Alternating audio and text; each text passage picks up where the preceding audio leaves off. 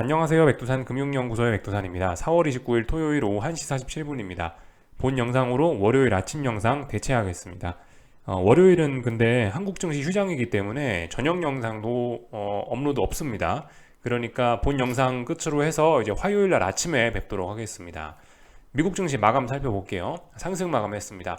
여러 가지 악재들도 있긴 있었는데요. 이 악재들이 별로 시장의 주목을 받지 못하고 있습니다. 그래서 뭐 기업의 실적들이 좋다 이러면서 계속해서 어떤 기대감 이런 걸 갖고 시장이 올라가고 있는 그런 모습입니다. 여러 가지 영향을 미친 이슈들이 있어서 좀 시간 순서대로 좀 한번 점검을 해볼까 싶습니다. 어제 있었던 일들이죠.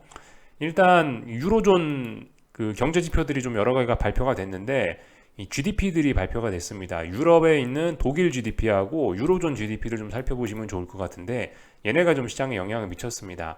보시다시피 독일 GDP는 이 예상치에 비해서 굉장히 부진한 모습을 보였습니다. 분기 단위로 보면 역성장하기도 했죠. 1분기에. 아무튼 예상치가 0.3이었는데 마이너스 나왔고 예상치가 0.8이었는데 0.2 나왔으니까 독일 GDP가 상당히 부진하다라는 결과가 나왔고 유로존도 상당히 부진한 모습을 보였습니다. 유로존 자체의 GDP도 예상치를 하회하고 이런 모습을 보였죠. 그래서 유로존 경기 침체에 대한 우려가 생겨났습니다. 이제 유로존 경기 침체하면은 무엇을 생각을 해야 되나요? 일단 환율 측면에서 생각해야 될 거. 유로가 그 유로존이 안 좋다라고 한다면 유로화 약세가 나오는 게 맞겠죠. 그렇게 되면 당연히 달러가 강세가 나오는 게 맞습니다. 이거는 이제 환율적인 측면에서 보는 거고 또 그리고 이 금리의 측면, 어떤 통화 정책적인 뭐 이런 측면에서 보면은 유로존의 경기가 안 좋으니까 긴축을 하기가 좀 어려울 거란 예상을 할 수가 있겠죠. 그죠? 그렇게 되면은 긴축 우려는 좀 감소가 되는 좀 떨어지는 모습이 나타난다. 그래서 금리들은 떨어졌다. 이렇게 보시면 될 것 같습니다. 유로존 경제가 안 좋다라는 거는 이렇게 영향을 미칠 수 있다라는 거. 유로존 경기가 안 좋다라는 건 그래서 사실 신흥국 이런 증시에는 더욱더 안 좋을 수 있습니다. 미국엔 별 영향이 없더라도 이 달러 강세가 나타나 버리기 때문에 이 유로존의 경기가 안 좋다라는 거는 그죠? 신흥국에 더 안 좋은 소식일 수 있다. 이 정도 생각하면 될 것 같고요. 뭐 이렇게 긴축을 할 수 없다 이런 거는 그 미국 증시 이런 거에는 유동성에 대한 기대감 이런 게 생길 수 있으니까 이런 거는 호재로 또 받아들여질 수도 있겠죠, 그죠? 예, 그러니까 지금 유로존 경제가 안 좋다라는 게 이게 무조건 악재다, 무조건 호재다 이렇게만 받아들이기가 좀 애매한 그런 상황입니다. 이런 건 좀 복합적으로 생각을 해야 될 필요인 것 같아. 예, 복합적으로 생각을 해야 될 필요가 있다라고 봅니다. 그리고 GDP가 한 번 정도는 뭐 마이너스가 나올 수 있습니다. 한 번 정도는. 근데 이게 이제 연속해서 계속 마이너스가 나오고 마이너스 폭이 좀 커지거나 이렇게 되면은 어떻게 되겠습니까? 그렇게 되면 이제 경기 침체 우려가 번질 수도 있겠죠. 근데 아직 이 정도는 경기 침체 우려를 이야기할 만한 그런 레벨은 아니기 때문에 이 정도면 아직 이 정도면 아직 연착륙 정도란 말입니다. 그렇기 때문에 이거는 뭐 시장에 특별한 미국 주식 시장에 혹은 주식 시장에는 그래서 특별한 영향이 없었다 일단 이렇게 볼 수가 있겠습니다. 오히려 시장은 이런 점에 주목하지 않나, 이 점에 더 주목하지 않나 싶어요. 긴축 우려가 좀 낮아졌다. 그래서 뭐 금리가 떨어진다. 이런 거를 약간 호재로 받아들였을 가능성이 좀 더 높아 보입니다. 그래서 유로존 경제 지표들이 좀 안 좋게 나왔다라는 거 확인을 했고요. 그리고 이제 우리가 기다리던 미국의 물가 지표가 나왔습니다. 우리가 기존에 알고 있던 그런 흐름 그대로 나왔습니다. 어떤 그 헤드라인 물가라고 해야 되나요? 코어 안 붙은 거. 그냥 물가 지수는 보시다시피 지난번 값이 5.1이었는데 4.2가 나왔어요. 계속해서 그냥 물가는 많이 떨어지고 있습니다. 증가율도 월 증가율도 0.1로 많이 안정되는 모습이 나오고 있습니다. 그냥 물가 지표는 떨어지는데 근데 연준이 통화 정책을 수립하는데 참고하는 진짜 지표는 앞에 코어가 붙은 물가 지표죠. 요거죠, 요거. 예, 요게 제일 중요한 겁니다. 근데 이 정작 중요한 거는 핵심 물가는 여전히 고공행진하고 있다라는 게 좀 부담이긴 했습니다. 예상치를 살짝 상회하기도 하고 그리고 월 증가율이 0.3이라는 건 여전히 인플레가 쉽게 잡히지 않는다라는 거를 의미하거든요. 이런 점은 다소 시장에 부담으로 작용을 했으나 근데 어차피 이런 거 우리 다 알고 있던 내용 약간 좀 이런 걸 수 있습니다. 지금 상황에서 뭐 저 정도의 물가 지표가 다시 한번 긴축 우려를 확 자극시키고 뭐 이런 게 경기 침체 우려와 맞물리면서 뭐 스태그플레이션 우려가 되고 그런 어떤 위기 의식을 자극하기에는 이런 것들은 좀 사실 좀 모자란 정도죠. 예를 들어 뭐 갑자기 물가 지표가 5%가 나왔다든가 코어 PC가 그 정도쯤 됐으면 시장이 깜짝 놀랄 수 있겠죠. 근데 4.6 이 정도로는 시장이 일단 별로 놀라지는 않는 것 같은 분위기입니다. 계속해서 시장은 기업 실적이 좋게 나오고 있다. 요거에만 환호를 하고 있는 그런 모습이에요. 악재긴 악재예요. 그죠? 코어 PC 프라이스 인덱스가 높다. 이런 거 악재긴 악재인데 어느 정도 알고 있던 악재고 워낙 이 잔잔한 악재에 불과하다 보니까 이런 것들이 일단 시장에 반영은 안 되고 있습니다. 그래서 거의 무시가 되고 있죠. 이런 지표가 발표되고 나서도 뭐 특별히 시장의 반응은 없더라고요. 주식시장의 변동성이 뭐 커지고 그런 것도 특별히 없고 뭐 그런 모습들 좀 보여졌습니다. 근데 아무튼 시장은 이 미국 물가지표가 나온 뒤에도 그냥 전반적으로 그냥 금리는 계속해서 떨어지고 또 그리고 올랐던 달러도 좀 떨어지는 등 그러니까 그 유로존 성장이 둔화됐다라는 것 때문에 이 앞에서 유로존 성장이 둔화됐다는 것 때문에 달러가 급속히 올랐는데 그 올랐던 게 미국 물가지표를 보면서 다시 떨어지더라는 겁니다.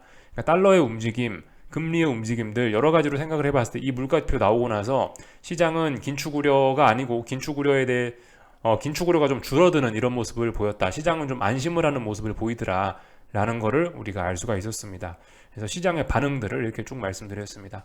뭐 그 이외에도 이제 뭐 여러 가지 뭐 미시간 뭐 콘스머 미시간에서 발표되는 뭐 이런 여러 가지 그 지표들을 봤는데 이런 지표들에도 별다른 시장은 그다지 영향을 받지 않더라고요. 그래서 뭐 이 정도로 바라보시면 될 것 같고요. 요거는 뭐 시장의 움직임과 직접적으로 관련은 없는 건데 S&P 지수에 대한 하방 베팅은 역대 최고를 계속해서 갱신하고 있네요. 지난번에 마이너스 344.3K였는데 마이너스 363.3K니까 이게 하방 베팅이 더 늘었네요. 하여튼 재밌습니다. 지금 계속해서 시장은 강세를 보이고 있고 하방 베팅은 늘어나고 있고 과연 이게 어떻게 되는 걸까? 정말 재밌는 모습들이 나오고 있습니다. 시장 돌아가는 게 정말 모습들이 재미있습니다. 하여튼 이번 주에 결과적으로 그래서 기업 실적만 보면서 계속해서 올라간 거고 이러이러한 지표들이 있었는데 주식시장은 별로 영향을 받지 않았고 그리고 뭐 달러와 금리 같은 경우도 이렇게 보면은 일단 뭐 긴축 우려는 조금 사그라드는 이런 모습들이 좀 나타났습니다. 하여튼 지난주는 그래서 전반적으로 좀 혼조하게 마감을 했죠. 그리고 이제 한 가지 이슈 좀 더 짚고 넘어가자면은 이 퍼스트 리퍼블릭 뱅크 관련한 이슈들이죠. FDIC가 이게 한국말로 뭐더라? 연방예금보험공사라고 합니다. 연방예금보험공사에서 이제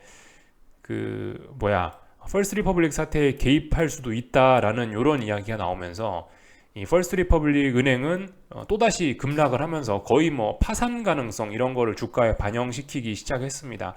FDIC가 개입을 하게 되면은 뭐 사실상 파산하는 걸로 이렇게 인정을 하는 건가 봐요. 제가 뭐 자세한 건 잘 모르겠지만 하여튼 이게 개입할 수 있다라는 그런 이야기 때문에 거의 뭐 퍼스트 리퍼블릭은 이제 뭐 주가가 떨어지고 어젯밤에도 반토막 나고 장 마감하고도 또 한 마이너스 30%인가 빠지고 막 그러더라고요. 사실은 난리가 났습니다. 근데 이게 재밌는 게 분명히 이건 악재죠, 그죠? 뭐 은행이 뭐 앞으로 망할 수 있다, 뭐 민간에서 해결이 안 되니까 FDIC가 개입을 할 수도 있다, 이런저런 악재인데요, 이게. 근데 이게 말씀드렸다시피 지금 이런 악재가 이게 이제 찻잔 속에서만 놀고 있단 말이죠. 이게 찻잔을 넘어가야 그래야 이제 사태가 확산이 되고 이 불이 조금 붙은 게 활활 타오를 수 있는데 지금 이 찻잔 속의 태풍이라는 거죠. 불이 더 이상 커지지가 않고 있습니다. 뭐 물론 알 수가 없습니다. 사실 지금 불이 진짜 약해서 안 커지는 건지 아니면 진짜 뜨거워 죽겠는데 그냥 시장이 모르는 척 하는지는 잘 모르겠는데 분명히 악재는 나왔는데 어젯밤에 이런 악재는 일단은 전혀 시장은 반영하지 않는 듯한 모습이었습니다. 오히려 FDIC가 개입을 하면서 뭐 더욱더 시장이 안정적으로 풀릴 수 있다라는 이런 기대를 한 게 아닌가라는 생각이 들 정도로 시장은 은행 위기에 관해서 철저히 이제 무시하는 그런 모습들을 보여줬습니다. 왜 그런지는 잘 모르겠는데요. 일단 악재는 악재입니다. 근데 이 악재가 퍼지지를 않고 있으니 이게 그래서 시장에 일단 반영은 안 되고 있다. 뭐 이렇게 볼 수가 있겠습니다. 그래서 실제로 주가 반응들을 이렇게 좀 보면요. 이제 퍼스트 리퍼블릭이 하루에 뭐 50%를 폭락하고 어쩌고 저쩌고 해도 이 전반적으로 은행주들이 막 5%씩 오르고 그래요. USB 뭐 이런 거 아니면 PNC 뭐 TFC 이런 중소형 은행들 있죠.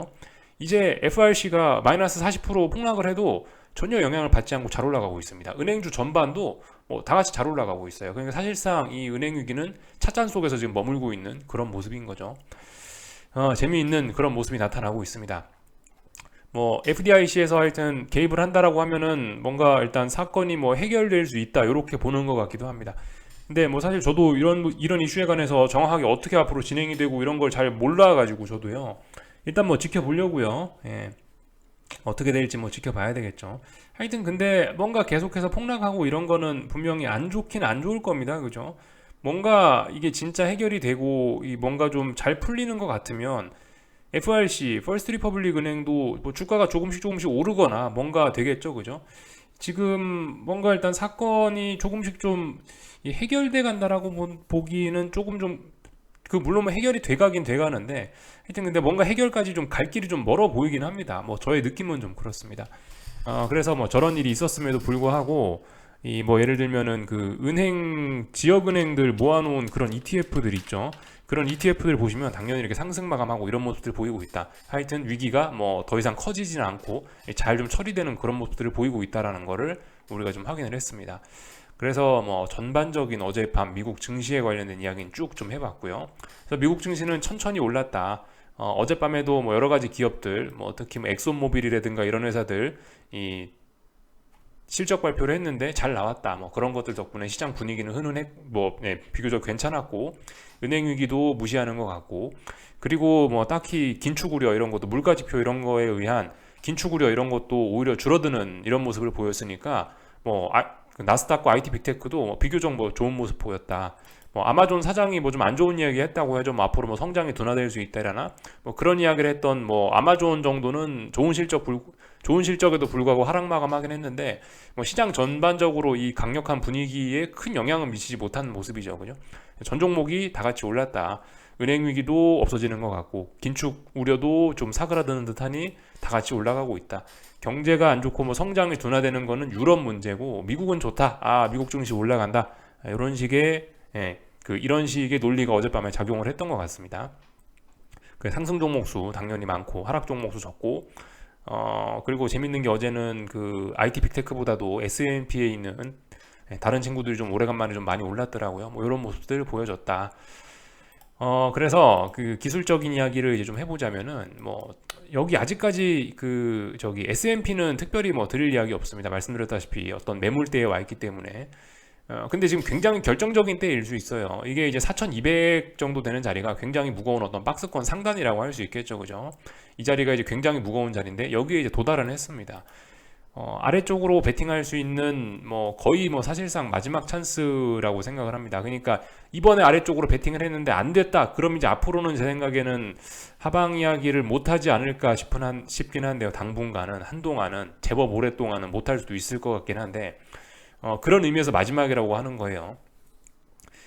지금 중요한 저항 부근에 있고 더군다나 뭐 지난 2거래일 동안 막 신나게 막 급등했던 이런 모습들을 보이고 있으니까 중요한 저항 부근에서 아직 넘어간 건 아니니까 지난 2거래일 동안 그 급등한 피로감 있겠지 이런 생각하면서 어쨌든 아래쪽으로 베팅은 충분히 여전히 한번 해볼 수 있을 거라 생각하고 해볼 수 있는 게 아니고 지금 해야 되는 것 같아요. 제 생각에는요. 만약에 이제 본인이 어떤 아이디어가 있다라고 생각을 한다면은 나는 아래쪽으로 이런 이슈들로 인해서 아래쪽으로 갈 것 같다라 생각을 하시면은 지금 정말 강하게 해야 되는 때가 아닌가 싶습니다. 물론 당장 오늘은 아닐 수 있어요. 그죠? 왜냐하면 장대 양봉의 끝에서 하방을 베팅하는 건 원래 별로 좋은 생각은 아니니까. 그래서 월요일이나 화요일 날이네 뭐 이렇게 봐서 여기 어딘가에서 이제 뭐 자그마한 음봉이라도 나온다. 그럼 이제 그런 거 봐가지고 아래쪽으로 강하게 한번 후려칠 수 있는 그런 찬스가 온 게 아닌가라는 생각을 하고 있습니다. 사실 그렇잖아요, 그죠? 뭐 지지선 부근에서 하방을 살 수는 없잖아요. 저항 부근에서 하방을 진입을 하는 거지. 오래간만에 다시 한번 저항 부근에 왔으니까 뭐 한 번쯤 충분히 한 번쯤이 아니죠, 그죠? 지금은 의지가 있으시면은 오히려 쫄지 말고 강하게 들이대봐야 되는 때가 아닌가 싶습니다. 지금 주식 사기는 좀 애매하죠. 왜냐면 이제 중요한 저항이니까. 지금 어제까지 양봉 나오고 이런 거 좋단 말이에요. 근데 이 양봉이 계속해서 내일도 올라간다, 내일 모레도 올라간다라는 걸 보장하는 건 아니기 때문에 지금은 저항 부분이니까 사실 주식 사고 이런 건 아니죠, 그죠? 지금은 저항 부분이니까 오히려 들이대 볼 거면 아래쪽으로 진짜 세게 들이대 볼 수 있는 그런 자리가 아닐까 싶습니다. S&P. 당연히 이렇게 되니까 변동성 지수는 크게 하락을 했을 겁니다. 변동성 지수는 지수가 급등하니까 한동안 올라왔던 풋옵션들이 막 이제 죽으면서 이 변동성 지수들이 막 급락을 하고 있는데요. 일단은 뭐 여러 가지 이야기를 할 수 있겠지만 사실 이 보시면 또다시 변동성 지수가 급락을 하고 있어가지고 얘도 또 이제 다시 한번 이제 변동성 지수의 변동성이 좀 확대되는 게 아니냐. 그러니까 이런 걸 VBIX라고 하죠. VBIX 지수 이런 걸 보면 아마 조금씩 올라가고 있을 텐데요. 왜냐하면 변동성이 천천히 죽는 게 아니고 급락을 하고 있으니까. 뭐 이런 걸 보면은 다시 이제 급반등도 하고 이런 기대를 할 수 있긴 한데요. 근데 솔직히 그냥 눈에 보이는 대로 해석하는 게 가장 좋은 것 같긴 해요. 보시면 이제 지난 어딘가에서 지켰던 자리지 않습니까? 분명히 레벨 다운 되긴 된 거예요. 물론 이제 이렇게 깼기 때문에 속임수일 수 있다라는 생각을 갖고 하루 이틀 정도는 더 지켜볼 수 있으나 이건 일단 레벨 다운되고 더 아래쪽으로 가겠다라는 신호로 보일 수 있고요. 빅스가 통상적으로 저렇게 아래쪽으로 죽으면 항상 그런 건 아니지만은 그래도 높은 확률로 좀 시장이 안정돼 가고 있다라고 볼 만한 뭐 그렇게 보는 게 일단 좀 더 합리적인 관점일 수 있습니다. 그래서 일단 이런 거를 봐도 시장이 일단 많이 좀 안정화돼 가고 있다. 아, 진짜 여기서 잘하면 대세 상승으로 가는 거 아니야? 이런 생각들도 충분히 할 수 있는 그런 타이밍입니다. 시장이 확실히 안정돼 가고 있어요. 안정돼 가고 있고 시장이 꺾이려면은 그래서 이제 조만간 이제 진짜 멀지 않았다고요. 이제 뭐 다음 주 이런 데 안에서 이제 빨리 뭔가 일이 일어나야지 되는 겁니다. 이제 더 이상 저는 시간을 끌어서는 안 될 거라고 생각을 해요. 어느덧 벌써 그죠 4월 마지막이 됐죠. 어느덧 이제 5월이에요. 이제 벌써. 그렇기 때문에 빨리빨리 한번 결론을 내야 된다. 참고로 그 다음 주에 그래서 이 어떤 우리의 어떤 결말을 볼 수 있는 그런 진짜 그런 좀 가치 있는 그런 중요한 이벤트들이 많이 있긴 합니다.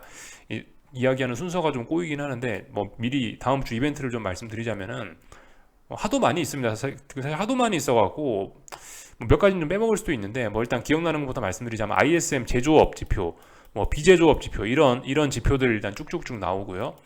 그리고 그 FOMC 회의 있죠. FOMC 회의가 아마 수요일 날 밤일 겁니다. 한국 시간으로. 수요일 날 밤 이때 발표가 돼서 한국 증시엔 목요일 날 영향을 미칠 거고요. 그리고 그 다음 날 아침인가에 애플 실적 발표 있을 겁니다. 애플 실적 발표도 정말 중요하겠죠. 그죠? 애플 실적까지 보면 이제 미국 기업들 실적 발표 다 끝나는 겁니다. 사실상. 애플 실적까지 있어요. 그리고 애플 실적 발표 다음 날인가는 논판 페이롤스라고 고용 지표까지 있습니다. 얼마나 중요하겠습니까? 그죠? 다음 주에 이 굵직한 이벤트들이 너무나 많이 있습니다. 이 각각의 그죠. 워낙 좀 큰 이슈들이기도 한데 이게 연달아서 나오니까 다음 주에는 좀 재밌을 것 같아요. 어쨌든 다음 주에는 뭔가 좀 결판이 나긴 날 것 같습니다. 다음 주가 정말 중요하겠죠. 그래서 뭐 이 정도까지 일단 말씀드렸고 빅스 보다가 이런 이야기까지 넘어왔죠. 그 시간이 얼마 안 남았다라는 거 말씀드렸고 사실 그 빅스 입장에서 보면 여기가 이제 지난번에 2021년 6월 지난 21년 10월 이런 때 만들었던 어떤 절대적인 이 절대 이제 깨서는 안 되는 그런 바닥 부근이기도 하거든요. 사실 아직 이 자리를 깬 건 아니고 지금 파란색 선은 여기를 걸치고 있습니다. 이 자리가 이 자리가 어젯밤의 종가인 거죠. 어젯밤 급락을 했는데 여전히 아직 이런 자리들이 살아는 있습니다. 중요한 지지선이긴 한데요. 그래서 일단 뭐 분명히 시장이 안정되고 있는 것은 맞으나 여전히 이제 마지막 한 방 정도가 이제 남아 있다라는 거 말씀을 좀 드려봤습니다. 빅스 마지막 결정적인 한두 자리가 남아 있고 중요한 이벤트들 몇 가지가 그래 남아 있으니까 다음 주쯤이면 결과적으로 이제 우리가 기다리던 결론이 거의 나지 않겠느냐라는 이야기를 좀 드려봤습니다. 기술적 이야기하다 일로 샜죠. 나스닥도 그래요. 나스닥도 사실 이 엄밀히 말하면 박스권 살짝 돌파 한착한 거거든요. 박스권 상단의 기준을 이제 제가 이제 어디로 보고 있다라고 말씀드렸냐면 이 3월 31일 날 요날 급등했을 때 이날 종가를 저는 박스권 상단으로 보고 있습니다. 살짝 넘어갔어요. 살짝 넘어갔기 때문에 어쨌든 넘어갔으니까 돌파 한착 된 거기 때문에 레벨업이라고 봐주는 게 맞고요. 원칙적으로는 이제 저렇게 되면 이제 더 이상 아래쪽을 보면 안 되죠. 그죠? 더 올라가겠다라는 의지니까 나는 이제 박스권 졸업하고 더 올라갈 거야라는 의지기 때문에 이러면 아래쪽 볼 수 없긴 없는 건데요. 근데 솔직히 뭐 나스닥 지수가 이게 지금 13,000 얼마란 말이죠. 13,000인데 13,000 얼마인데 여기서 지금 10포인트, 20포인트 살짝 넘어간 겁니다. 쉽게 말해 턱걸이라는 거예요. 턱걸이. 우리 턱걸이 이런 거를 보고 완전히 돌파 한착했다고 할 수 있나요? 그죠? 그런 이야기 하기는 좀 어렵겠죠.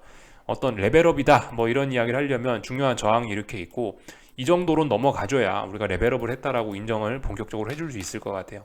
그래서 뭐 지금 현재 턱걸이를 해놓은 상태입니다. 중요한 저항 부분에서요. 그래서 여전히 저는 아래쪽으로 베팅하시고 싶으시면은 한번 강하게 할 수 있는 그런 자리라고 생각합니다.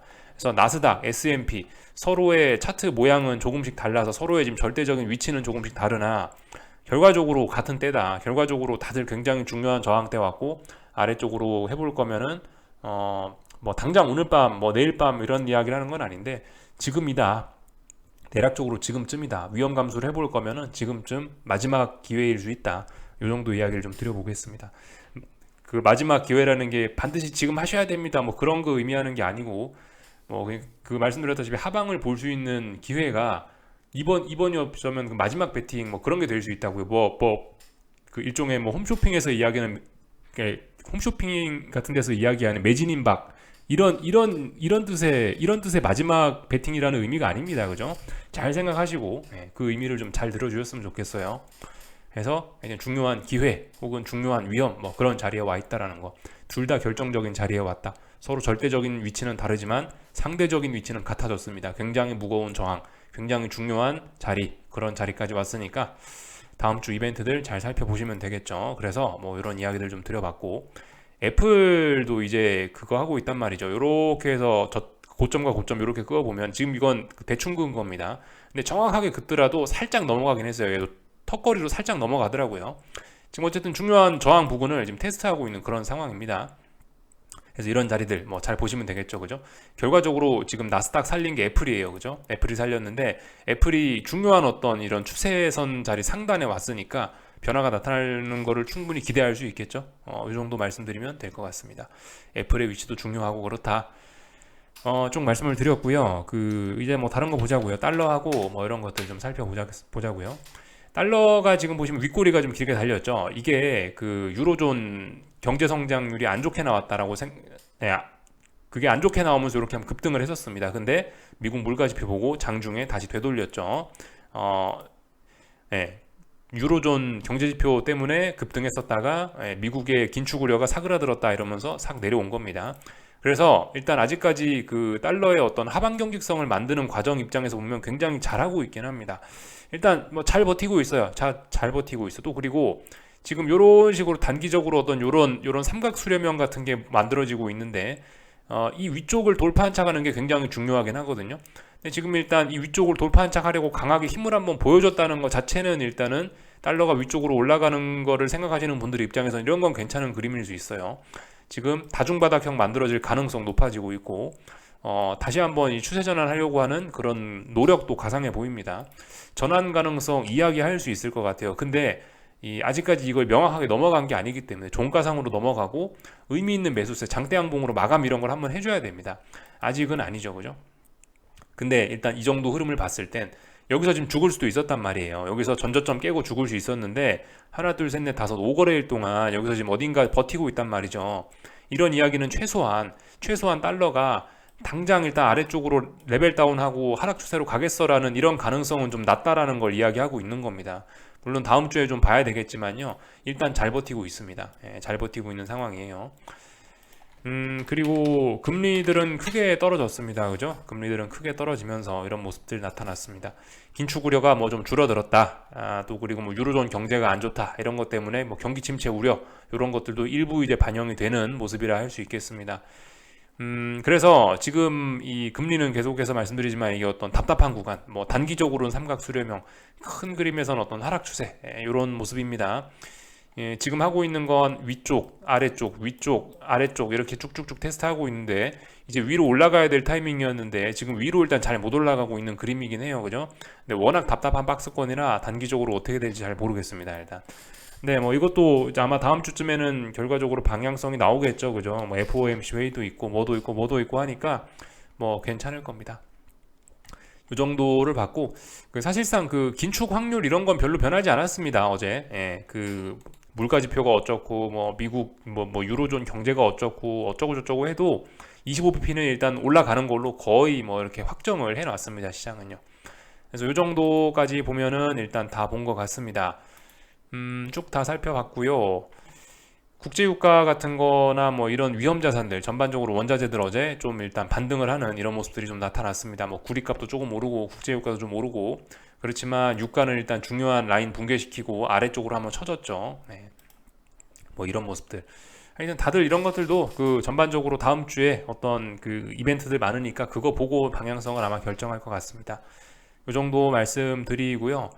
하여튼 요즘에 나스닥만 강합니다. 그죠? 나스닥과 IT 빅테크 이런 친구들만 강하고 이거는 러셀 2000 이런 친구들인데 이런 친구들은 확실히 좀 약하죠. 그죠? 네. 코스피는 지금 러셀을 따라가는 것 같기도 한데 하여튼 뭐 지금 미국 증시의 특징은 뭐 그렇다. 지금 IT 빅테크가 누가 뭐라고 해도 시장 끌고 올라가고 있다. S&P 지수는 IT 빅테크 없었으면 이번 달에 이번 달에 뭐 마이너스였다. 이런 식으로 볼 수가 있겠죠. 이 정도 간단한 이야기 좀 해봤습니다. 한국 증시는 다시 상승 시도하겠죠, 그죠? 오늘 미국 증시 저렇게 오르고 분위기 좋았으니까요. 긴축 우려도 없었잖아요, 그죠? 뭐 금리도 떨어지고 그랬으니까 일단 긴축 우려는 없으니까 일단 상승 출발하겠죠, 그죠? 상승 출발하면 뭐 봐야 됩니까? 기존의 이 저항들을 넘어가는지 여부 보시면 되겠고요. 코스닥도 기존의 이런 저항들을 넘어가시는지 보시면 되겠습니다. 근데 일단 한국 증시는 그 지금 강한 건 나스닥이 강한 거고 미국 증시가 강한 거니까 대응은 좀 그죠? 미국과 다르게 해야 되겠죠? 한국은 벌써 고점이 여기 있고 이렇게 쭉쭉 쳐지고 있었기 때문에 한국은 거기에 맞게 반등식 매도 전략으로 충분히 해볼 만합니다. 뭐 이 정도 간단히 이야기해드리면 될 것 같아요. 뭐 그리고 그 풋옵션들이 이런 자리들을 잘 지키는지 뭐 이런 것들 보시면 될 것 같고요. 뭐 환율은 잘 올라가고 있으니까 특별히 할 말 없고요. 여기까지 하겠습니다. 궁금한 거 리플 남겨주시고요. 즐거운 연휴들 보내시고 그럼 다음 주 화요일 날 뵙겠습니다. 여기서 마치겠습니다.